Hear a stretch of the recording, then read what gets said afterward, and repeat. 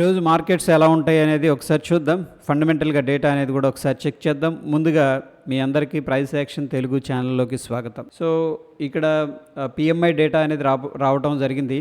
Okay, SMP global వాళ్ళు ఏంటంటే ఒక సర్వే అనేది కండక్ట్ చేస్తారు. పర్చేజింగ్ మేనేజర్స్ ఇండెక్స్ అంటాం. కాంపోజిట్ పర్చేజింగ్ మేనేజర్స్ ఇండెక్స్ వచ్చేసరికి ఫ్లాట్గా ఉంది. బట్ సర్వీస్ సెక్టార్కి వచ్చేసరికి పిఎంఐ డేటా అనేది నెగిటివ్గా ఉంది. ఏదైతే ప్రీవియస్గా ఉందో ఇక్కడ మనం చూసుకున్నట్టయితే 62 ఉంది, బట్ 61.2 అనేది ఉంది. సో దానికి గల కారణాలు ఏంటంటే ఇక్కడ సర్వీస్ సెక్టార్లో లేబర్ కాస్ట్ అనేది పెరిగింది.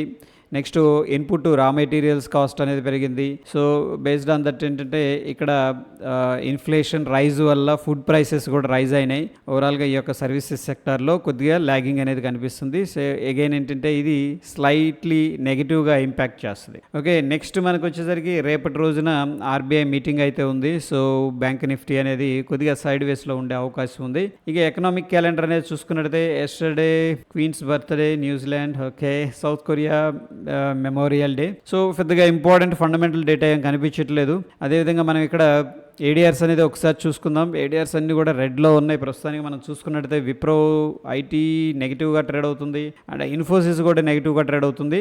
అండ్ ఇన్ఫోసిస్కి సంబంధించిన ఆప్షన్స్ డేటా గురించి మనం ఒక వీడియో అనేది కూడా చేసుకున్నాం, ఒకసారి అబ్జర్వ్ చేయండి. సో ఆ వీడియోలో కూడా ఏంటంటే కొంత రిలేషన్ అనేది ఉంటుంది అనమాట. అక్కడ ఎక్కువగా పుట్స్ అనేది బై చేసి పెట్టారు ఓవరాల్గా. అండ్ డాక్టర్ రెడ్డీస్ మనకి నెగిటివ్గా ట్రేడ్ అవుతుంది, హెచ్డిఎఫ్సి బ్యాంకు నెగిటివ్గా ట్రేడ్ అవుతుంది, అండ్ ఐసిఐసిఐ బ్యాంక్ కూడా నెగిటివ్గా ట్రేడ్ అవుతుంది.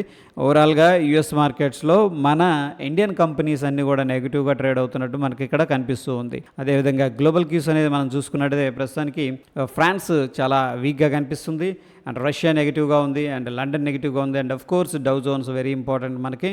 అది కూడా ప్రస్తుతం నెగిటివ్ అని చెప్పలేము, కానీ కంప్లీట్గా స్లైట్ బేరిష్ టు ఫ్లాట్గా అయితే ట్రేడ్ అవుతుంది. అది పాజిటివ్ అని చెప్పలేము, నెగిటివ్ అని చెప్పలేము, ఒక రకంగా ఏంటంటే ఫ్లాట్గా ఉంది. అదేవిధంగా జర్మనీ, ఓకే, నెక్స్ట్ మనకి SX Nifty, this is very important. మనం చూసుకున్నట్టయితే ప్రస్తుతానికైతే ఫ్లాట్ టు పాజిటివ్ అనేది ఉంది. సో యుఎస్ ఏమో కొద్దిగా నెగిటివ్గా ట్రేడ్ అవుతుంది, ఇండియా ఏమో కొద్దిగా ఫ్లాట్గా పాజిటివ్గా ట్రేడ్ అవుతుంది. ఎనీహౌ ఏంటంటే మనకి ఒక సైడ్ వేస్ మార్కెట్ అయితే గ్లోబల్ క్యూస్ నుంచి కనిపిస్తూ ఉంది. ఓకే, సో ఎటువంటి స్టాక్స్ కూడా రిజల్ట్స్ అనేది అనౌన్స్ చేయట్లేదు. ఏది నేను మాట్లాడేది future and option stocks.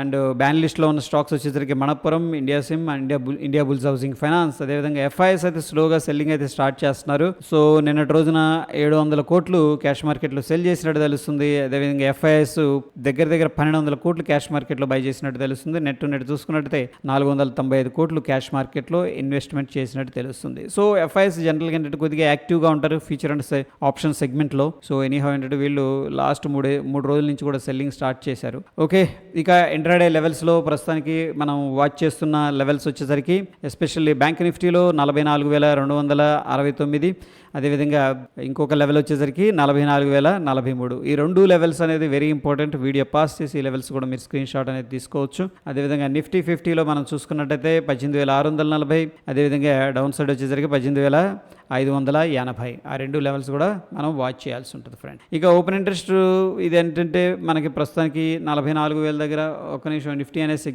Check చేద్దాం. సో స్ట్రాంగ్ సపోర్ట్ అంటే 18,500 దగ్గర కనిపిస్తుంది కొద్దిగా సపోర్ట్ అనేది. అదేవిధంగా 18,600 దగ్గర అయితే ఇద్దరు కూడా ఉన్నారనమాట. అంటే చాలా సైడ్ వేస్ అనేది ఎక్స్పెక్ట్ చేస్తూ కాలు పుట్ అనేది రెండు కూడా సెల్ చేసినట్టు తెలుస్తుంది 18,600 దగ్గర. బట్ నిన్నటి డేటా అయితే చాలామంది బుల్లిష్ పొజిషన్స్ అయితే ఇంట్రాడేలో ప్లే చేశారు, అంటే పుట్స్ ఎక్కువగా సెల్ చేశారు. ఓకే, ఎనీహౌ మన ఎస్జిఎక్స్ నిఫ్టీని బట్టి నిఫ్టీ ఎక్కడ ఓపెన్ అవుతుంది అనేది ఒకసారి చూసుకుందాం. సో ప్రస్తుతానికి ఏంటంటే మనం ఇక్కడ చూసుకున్నట్టయితే ఒకసారి యూఎస్ మార్కెట్స్ ఎలా ఉన్నాయనేది చూద్దాం. యూఎస్ మార్కెట్ ఫ్లాట్గా ఉంది డైలీ టైం ఫ్రేమ్లో.